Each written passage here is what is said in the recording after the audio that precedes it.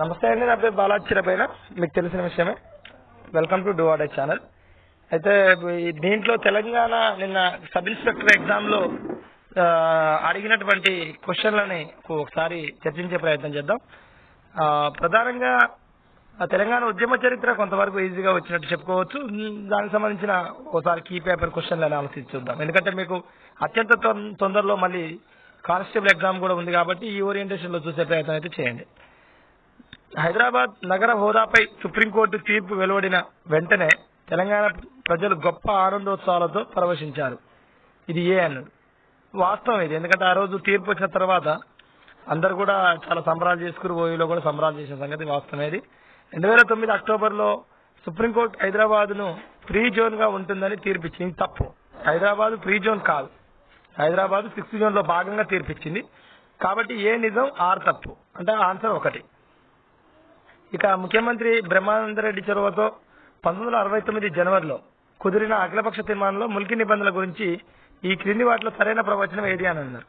ప్రధానంగా వాళ్ళని సూపర్ న్యూమరీ పోస్టులు క్రియేట్ చేసేనే ట్రాన్స్ఫర్ చేయాలని చెప్పడం జరిగింది జియో 36 లో భాగంగా. ఓకేనండి, జియో 36 లో భాగంగా. కాబట్టి సెకండ్ వన్ చూడండి, జియో నెంబర్ 36 విడుదల చేసి తెలంగాణలో ముల్కీ గాని వారందరినీ ఆంధ్ర ఉద్యోగుల్లో కొనసాగింపజేయాలి. తెలంగాణలో ఇంకో ఆప్షన్ చూడండి, తెలంగాణలో ముల్కీ నిబంధనలకు వ్యతిరేకంగా నియమించబడిన వారిని అందరినీ క్రమబద్ధీకరించాలి. సో థర్డ్ అయితే కాదు. 4th, ముల్కీ నిబంధనలను ప్రభుత్వ విభాగాలకు మాత్రమే కాక ఇతర సంస్థలకు కూడా అన్వయింపజేయాలి. ఇది కూడా కాదు. 4th కూడా తప్పుడు. అంటే ఇక్కడ ప్రధానంగా ఇది కూడా కాదని ఎందుకంటున్నాం అంటే 69 జనవరిలో కూడినటువంటి అఖిలపక్ష తీర్మానం అంటే ఆ అకార్డ్ ఏదైతే ఉందో దాంట్లో వాళ్ళు తీసుకున్న జియో 36 ఉద్దేశం ఏంటంటే సూపర్ న్యూమరీ పోస్టులు క్రియేట్ చేసేనా. ఒకవేళ అక్కడ పోస్టులు లేకపోతే ఇక్కడ తెలంగాణలో ఎవరైతే స్థానికేతరులు వచ్చి ఉద్యోగాలు చేస్తారో వాళ్ళని ట్రాన్స్ఫర్ చేయాలనేది క్వశ్చన్. జీవో సారాంశం ట్రాన్స్ఫర్ చేయాలనేది జీవో సారాంశం. కాబట్టి ఆన్సర్ 2 అనేది ఆన్సర్ 2. తప్పుడు ముల్కీ పత్రములతో ఉద్యోగాలు పొందిన వారందరినీ బదిలీ చేయాలి. ఆన్సర్ 1 కాదు, ఆన్సర్ 2 చూడండి ఒకసారి. జియో నెంబర్ 36 విడుదల చేసి తెలంగాణలో ముల్కీ గారి వారందరినీ ఆంధ్ర ఉద్యోగులుగా కొనసాగింపజేయాలి.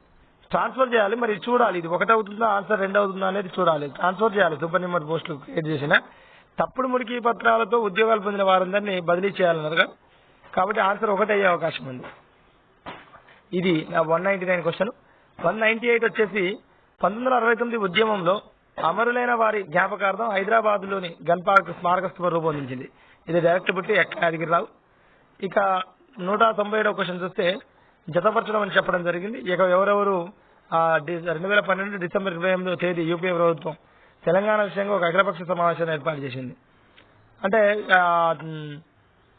ఇది నెక్స్ట్ ఉన్నటువంటి పరిణామాలు ఏ పార్టీ యొక్క అభిప్రాయాలను కూడా తెలుసుకోవడం కోసం చేసింది. అప్పటికి ఇక్కడ ఇచ్చినటువంటి పరిస్థితులను బట్టి సిపిఐ అయితే మాత్రం కె నారాయణ, గుండా మల్లేష్. C1 చూడండి. ఫస్ట్ C1 చూసుకుంటే డైరెక్ట్ గా పెట్టడానికి అవకాశం ఉంది. 4వది.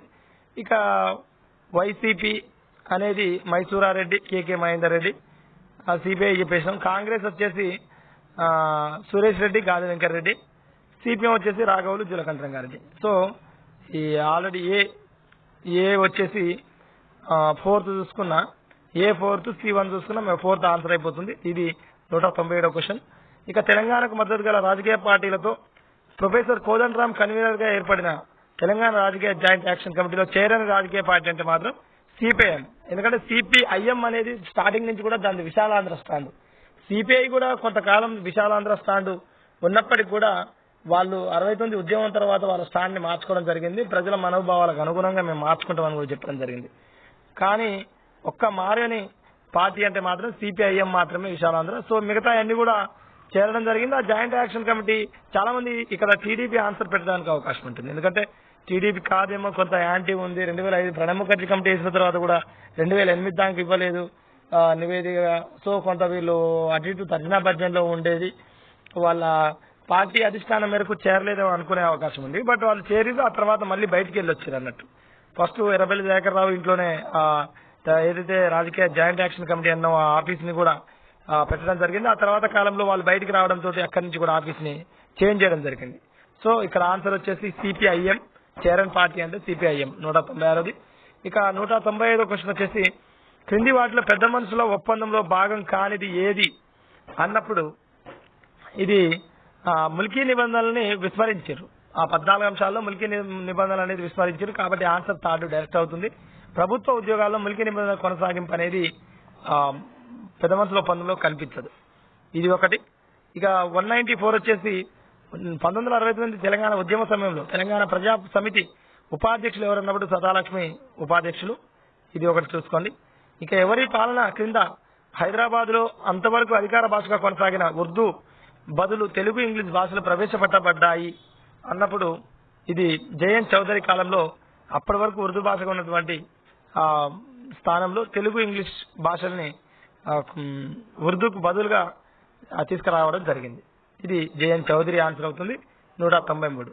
ఇక 192 పోచంపల్లిలో రామచంద్రారెడ్డి భూదానోద్యమానికి భూమి ఉచితంగా ఇచ్చిన తరువాత సేకరించిన భూములను క్రమబద్ధంగా బీదలకు పంచడానికి వినోబాబు కమిటీని నియమించారు. ఆ తర్వాత కమిటీ సభ్యుడెవరు అని అడగడం జరిగింది. ఇక ఐ థింక్ ఇది ఉమ్మెత్తల కేశవరావు అనేది నా అభిప్రాయం. ఈ ఒక్కదానికి ఆన్సర్ సరైన స్పష్టత లేదు. ఇంకా 191ది ఎవరు తెలంగాణ జీవన విధానాన్ని తన చిత్రలేఖనాల్లో ప్రతిబింబజేశారు అన్నప్పుడు కె లక్ష్మణ్ గౌడ్. ఇది ఆన్సర్, డైరెక్ట్ ఆన్సర్ ఇది కె లక్ష్మణ్ గౌడ్. ఇంకా ఈ 192వ దానికి ఎవరికైనా ఆన్సర్ తెలిస్తే కూడా మీరు కింద పోస్ట్ చేయండి. అదేవిధంగా మీ మార్క్స్ కూడా పోస్ట్ చేసే ప్రయత్నం చేయండి. జిఎస్ పేపర్ అనాలిసిస్ పూర్తిగా మరికొద్ది గంటల్లో మీకు జిఎస్ పేపర్ పూర్తిగా అనాలిసిస్ చేసే ప్రయత్నం చేస్తా. 190వ క్వశ్చన్ చూడండి. అప్పటి ముఖ్యమంత్రి ఎన్టీ రామారావు జయభరత్ రెడ్డి త్రిసభ్య కమిటీకి కన్వీనర్లుగా నియమించి తెలంగాణ సంబంధించిన ఏ అంశంపై అధ్యయనం చేయమన్నాడు. సో ఇది అందరికీ తెలిసిన విషయమే. దాదాపుగా మనం గతంలో కూడా వీడియోలో అందించడం జరిగింది. ప్రభుత్వ ఉద్యోగాల లెక్కల గురించి 58,000 చిల్లర ఉద్యోగాలు వచ్చి ఇక్కడ చేస్తున్నారు అనేది కూడా ఈ నివేదిక ఇవ్వడం జరిగింది. 58,000 దగ్గర 59,000 మంది ఇక్కడ నాన్ ముల్కీలు ఉద్యోగాల్లో ఉన్నారు అని చెప్పడం జరిగింది కమిటీ నివేదిక కూడా. ఇంకా 189వ చూస్తే ఇడ్లీ సాంబార్ గోబ్యాక్ అనే నినాదంతో జరిగిన ముల్కీ ఉద్యమాన్ని ఎవరు నడిపారు అన్నప్పుడు విద్యార్థులు నడిపారు. ఇది డైరెక్ట్ ఆన్సర్. సిటీ కాలేజ్ విషయం తెలుసు. సిటీ కాలేజ్ సంఘటన అందరికీ 1952లో ఉన్నటువంటి సిటీ కాలేజ్ సంఘటనలో భాగంగా ఈ ఇడ్లీ సాంబార్ గో బ్యాక్ అనే నినాదం ఉర్రూ తొలగించింది ఆ ఉద్యమాన్ని. ఇది 189వ క్వశ్చన్. ఇక 188వది ఆంధ్రప్రదేశ్ పునర్వ్యవస్థీకరణ చట్టం 2014కు సంబంధించి సరైనది కాదు అన్నప్పుడు ఆంధ్రప్రదేశ్ కు అమరావతి రాజధానిగా ఉండడం. ఇది సరైనది కాదు. ఎందుకంటే ఇది 10 సంవత్సరాల వరకు హైదరాబాదే ఉంటుంది అనేది దీంట్లో ఆన్సర్ ఉంటుంది. ఆంధ్రప్రదేశ్ కు అమరావతి రాజధానిగా ఉండడం అనేది కాదు. ఇక 187వది చూస్తే ఆంధ్రప్రదేశ్ రాష్ట్రాల పునర్వ్యవస్థీకరణ చట్టం బిల్లుని ప్రవేశపెట్టింది. జనరల్ గా రాష్ట్ర విభజన సంబంధించిన అంశాలు హోం మంత్రిత్వ శాఖ కాబట్టి అప్పటికి సుశీల్ కుమార్ షిండే హోమ్ మినిస్టర్ గా ఉన్నారు. సో ఆయనే ప్రవేశపెట్టడం జరిగింది. 187వ క్వశ్చన్ కి ఆంధ్రప్రదేశ్ పునర్వ్యవస్థీకరణ బిల్లు 2013కు సంబంధించిన బిల్లుని ప్రవేశపెట్టింది సుశీల్ కుమార్ షిండే. ఇక 186వ క్వశ్చన్ చూస్తే 1950లో హైదరాబాద్ రాష్ట్ర కేబినెట్ పరిపాలన ఆర్థిక రంగాల్లో పునర్వ్యవస్థీకరణ సలహా ఇచ్చిన ఒక కమిటీని నియమించింది అన్నప్పుడు అప్పటికి మొట్టమొదటి ఆర్థిక శాఖ మంత్రివర్యులు కూడా దిగంబర రావు బిందు కాబట్టి దీన్ని ఎలిమినేషన్ లో కూడా చేయడానికి అవకాశం ఉంటుంది. ఆన్సర్ 1 అవుతుంది. దిగంబర రావు బిందు 186వ దానికి. ఇక 185వది చూసినప్పుడు 1977 ఎన్నికల్లో తెలంగాణ ప్రజా సమితి 11 స్థానాలు గెలుచుకొని టీపీఎస్ ఎవరి ఆధ్వర్యంలో ఏర్పడింది అన్న. అంటే టీపీఎస్ ఏర్పడింది మాత్రం మదన్ మోహన్ ఆధ్వర్యంలో ఏర్పడింది. ఆ తర్వాత 71కి నాటికి మర్రి చెన్నారెడ్డి దానికి అధ్యక్షతకి వెళ్ళిపోయింది. రాజకీయ పార్టీగా కూడా మారింది. కాబట్టి మదన్ మోహన్ కాలం క్వశ్చన్ ఇంగ్లీష్ లో సరైనది చూసుకుని ఎప్పుడు ఫౌండేషన్ ఎవరు అన్నప్పుడు మాత్రం under whose leadership TPS was formed అని అన్నప్పుడు మాత్రం కంపల్సరీ మదన్ మోహన్ ఆన్సర్ అవుతుంది. ఓకేనండి. తెలుగులో కంటే ఇంగ్లీష్ లో ఇంకా స్పష్టత ఉంటుంది. 1953 డిసెంబర్లో భారత ప్రభుత్వం రాష్ట్రాల పునర్విభజన కమిషన్ ను నియమించింది.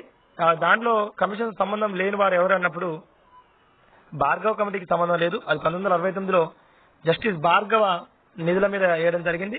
69 ఏప్రిల్లో వేయడం జరిగింది జస్టిస్ భార్గవ్.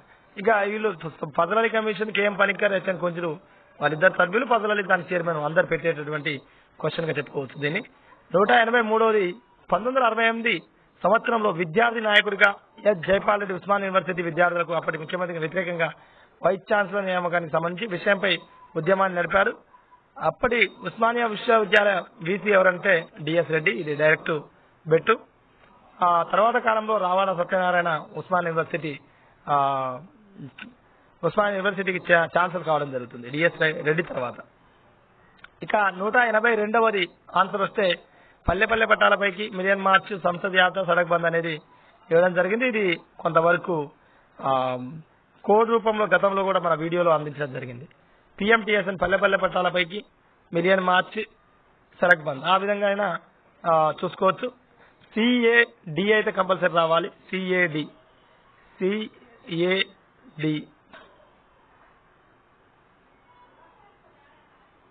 కాబట్టి ఆన్సర్ చూడండి. డి అయినప్పుడు సిఏడి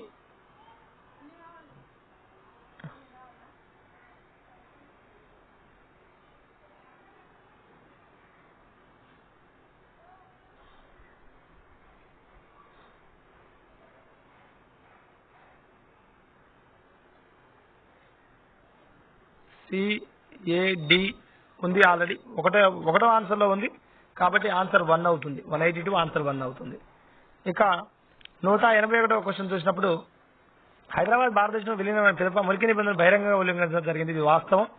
సివిల్ పోలీస్ శాఖలకు చెందిన అనేక ఉద్యోగాలను పక్క రాష్ట్రాల నుంచి ఇక్కడికి పెంపొందించుకునే పేరుతో తీసుకొని రాబడి. ఇది కూడా వాస్తవం. ఏ నిజము ఆర్ సరైన వివరణగా చెప్పుకోవడం జరగవచ్చు. ఇది ఆన్సర్ 3 అవుతుంది. 2 నిజం మరియు ఆర్కు ఏకు సరైన వివరణ అనేది కూడా వాస్తవం. ఇది 3 అవుతుంది. 181. ఇక ఆంధ్రప్రదేశ్ రాష్ట్రాన్ని విభజించడానికి తీర్మానించిన కాంగ్రెస్ కోర్ కమిటీ అన్నప్పుడు సోనియా గాంధీ అప్పటికి కాంగ్రెస్ కోర్ కమిటీ అధ్యక్షులు.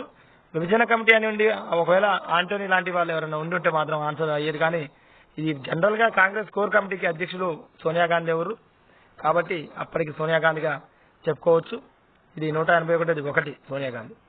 179 సంసద్ యాత్ర ప్రధాన ఉద్దేశం ఏది?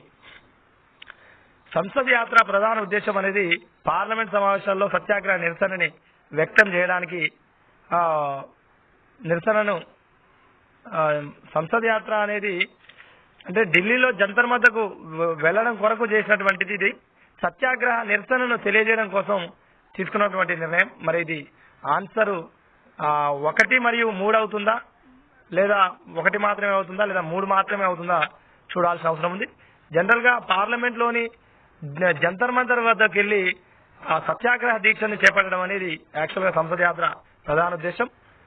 అది 29, 30 అంటే ఆ డేట్స్ లో జరగడం జరిగింది. మరి చూద్దాం ఆన్సర్ ఇది 1 ఇస్తుందా 2, 3 1, 3 ఇస్తాడనేది నా అభిప్రాయం. ఇది 1. ఇక 178ది చూసినప్పుడు తెలంగాణలో క్రింది సాంప్రదాయక ఉత్పత్తుల గురించి చెప్పడం జరిగింది. సిద్దిపేట గొల్లబామ చీరలు A3 చూసుకోండి. ఇంకా అదేవిధంగా బి వచ్చేసి B4 ఉంది. కాగితం తయారీ, కోరుట్ల కాగితం తయారీ. ఇంకా అదేవిధంగా చందంపేట మెట్పల్లి ముత్యాలకు రంగులు వేయడం అనుకుంటా బహుశా. ఇది 178ది. ఇక తెలంగాణ రైతు సాయుధ పోరాటంలో గ్రామీణ ప్రజల్లో రాజకీయ అవగాహనకు విప్లవం వైపు ఆకర్షించడానికి కమ్యూనిస్టులు యువకులను సంఘటితపరిచారు. ఈ యువశక్తి సంస్థకి ఏమని పేరు? గొరిల్లా సాయుధ స్క్వాడ్స్ అయి ఉంటుంది దాదాపుగా. ఇది గొరిల్లా ఆర్ముడ్ స్క్వాడ్సే. ఎందుకంటే అప్పటికి ఉన్నటువంటి ఆ తరహా పంతం కూడా అది గెరిల్లా విధాన పంతమే వాళ్ళది. అంటే శత్రువు నిలబడితే మనం దాడి చేయడం, శత్రువు పరిగెడితే దాడి చేయడం, శత్రువు ఎదురు తిరిగితే పారిపోవడం. ఈ గెరిల్లా వ్యూహ విధానం ఇప్పటి కూడా చాలా తీవ్రవాద సంస్థలు ఇదే వ్యూహాన్ని అమలు చేయడం జరుగుతుంది. ఇది 177. ఇక 176 విషయానికి వస్తే అమ్మా తెలంగాణ పొడుస్తున్న పొద్దు మీద ఈ విధంగా ఈ అందరూ పెట్టేటటువంటి విషయమే. నాగేటి సాలల్ల నందిని సిద్ధారెడ్డి అమ్మా తెలంగాణ అనేది గద్దర్కి సంబంధించింది. ఇక ఉస్మానియా క్యాంపస్ లో ఉదయించిన కిరణ్ అవినయ శ్రీనివాస్, జైకోట్ తెలంగాణ పసునూరి రవీందర్. ఇది అందరికీ తెలిసినటువంటి సాంగ్స్. తెలంగాణ ఉద్యమాన్ని ఉర్రూతలూగించినటువంటి సాంగ్స్ ఇవన్నీ కూడా. ఇక 175వ దానికి వస్తే తెలంగాణ తల్లి విగ్రహ రూపకర్త అన్నప్పుడు బీబీఆర్ చారి, ఆయననే బైర్రాజు వెంకటరమణాచారి అంటారు. ఇక్కడ 175 1గా చూసుకుంటే సరిపోతుంది. 1947 సెప్టెంబర్ 2న 1947 సెప్టెంబర్ పరకాల మారణం జలియన్వాలా బాగ్ ఉదాంతంతో పోల్చదగింది. పరకాల ఉద్యమకారుల ధ్యేయం ఏమిటి అంటే నిజాం పాలనని వ్యతిరేకత తెలపడం, ప్రధానంగా నిజాం పాలన వ్యతిరేకత. ఇది 174ది 3. ఇది 174కు సంబంధించిన విషయం. 173ది ఆంధ్ర ప్రాంతంలోని ప్రజలు ముల్కీ నిబంధనలు తమకు వ్యతిరేకమైనవిగా జయాంధ్ర ఉద్యమాన్ని ప్రారంభించారు. అదేవిధంగా ముల్కీ నిబంధనలు తమకు వ్యతిరేకమైనవి, ఇది వాస్తవమే. ఇక 1972లో సుప్రీంకోర్టు ముల్కీ నిబంధనలు రాజ్యాంగ పరంగా సక్రమమేనని ప్రకటించింది. ఇది ఏ సరైంది, ఆర్ సరైంది, రెండు కూడా సరైనయే. ఇది సరైన వివరణ అయితే కాకపోవచ్చు, ఏ నిజం ఆర్ నిజం, కానీ సరైన వివరణ మాత్రం కాదు అనేది నా అభిప్రాయం. ఈ 173ది 4 క్వశ్చన్. ఇక బూరుగుల రామకృష్ణారావు ముఖ్యమంత్రిగా ఉన్న కాలంలో ముల్కీ నిబంధనలు అమలుపరచడంలో నియామాలపై ప్రభుత్వం ఒక న్యాయ విచారణ జరిపింది. ఈ క్రింది వారిలో ఆ విచారణ జరిపింది ఎవరంటే పింగళి జగన్మోహన్ రెడ్డి కమిషన్. ఇది అందరికి తెలిసిన విషయమే. ఇది కూడా దాదాపుగా అందరు పెట్టడానికి అవకాశం ఉంటుంది. తెలంగాణలో గిరిజన తెగవారు తేజ్ పండుగని జరుపుకోవడానికి అన్నప్పుడు ఈ బంజారులు, ఇది కూడా దాదాపు అందరూ పెట్టేటటువంటి విషయం. 171. ఇక 170ది చూసినప్పుడు భారత రాజ్యాంగ చట్టానికి 73వ 74వ రాజ్యాంగ సవరణ ద్వారా రిజర్వేషన్ పరంగా క్రింది వారిలో సాధ్యమైంది. అంటే ఇక ఇది అన్ని కూడా మిగతా క్వశ్చన్లు అన్ని కూడా ఇక మళ్ళీ పాలిటిక్స్ సంబంధించి ఇది మాత్రం 30 క్వశ్చన్లలో మహా అయితే ఒక 5 క్వశ్చన్లు కొంత అటు ఇటు పెట్టడానికి అవకాశం ఉంటుంది. దాదాపుగా 30కి ఇది ఒక ఉద్యమం చరిత్ర అనేది ఏదైతే మనం సబ్ ఇన్స్పెక్టర్ పేపర్ కి సంబంధించి ఉద్యమ చరిత్ర ఒక ప్లస్ గా చెప్పుకోవచ్చు. సబ్ ఇన్స్పెక్టర్ మొత్తం పేపర్ కి ఉద్యమ చరిత్ర ఒక ప్లస్ గా చెప్పుకోవచ్చు. దాదాపుగా అందరూ పెట్టడానికి అవకాశం ఉంటుంది. బాగా ప్రిపేర్ అయినటువంటి అభ్యర్థులు మాత్రం ఇంకా 30కి 30 కూడా దాదాపుగా 29 30 కూడా అటెంప్ట్ చేయడానికి అవకాశం ఉన్నట్టు కనిపిస్తుంది. 1-2 క్వశ్చన్లు పోతే కూడా ఈ అవకాశం ఉంది. ఇది అండి టోటల్ గా నిన్న జరిగినటువంటి సబ్ ఇన్స్పెక్టర్ పేపర్ కు తెలంగాణ ఉద్యమ చరిత్ర ప్లస్, కొంతవరకు కరెంట్ అఫైర్స్ మైనస్ గా చెప్పుకోవచ్చు. ఇంకా ఎందుకంటే దానికంటే పెద్ద టఫ్ గా వచ్చినటువంటి మిగతా అంశాలు ఏం కనిపించలేదు. ఇంకా ప్రతి పేపర్ ని అనాలిసిస్ చేస్తూ మీ ముందుకు తీసుకొచ్చే ప్రయత్నం చేస్తా. ప్రతి క్వశ్చన్ ను కూడా మీకు అనాలిసిస్ చేసి మీకు అందించే ప్రయత్నం చేస్తున్నా కాబట్టి మీరు ఇది చూసుకొని ఈ ఓరియంటేషన్ లో ఇంకా రేపు జరిగే వారం రోజుల్లో జరిగేటటువంటి ఈ కానిస్టేబుల్ ఎగ్జామ్ కు ప్రిపేర్ అయ్యే ప్రయత్నం చేయండి. మీకు బాగా ఉపయోగపడే అవకాశం ఉంటుంది. మా వీడియోలను షేర్ చేయండి. ఛానల్ ఇంకా కొత్తగా చూస్తున్నట్టు సబ్స్క్రైబ్ చేసుకునే ప్రయత్నం చేయండి. ఇది తెలంగాణ ఉద్యమ చరిత్రకు సంబంధించిన విషయాలు జిఎస్ పేపర్ ని అనాలిసిస్ చేస్తూ కట్ ఆఫ్ అనాలిసిస్ వీడియోలు మీ ముందుకు తీసుకొచ్చే ప్రయత్నం చేస్తాం. ఇది అండి, ఉంటా అండి. మీ బాలాజీ చిరమైన మీ దువాడే ఛానల్.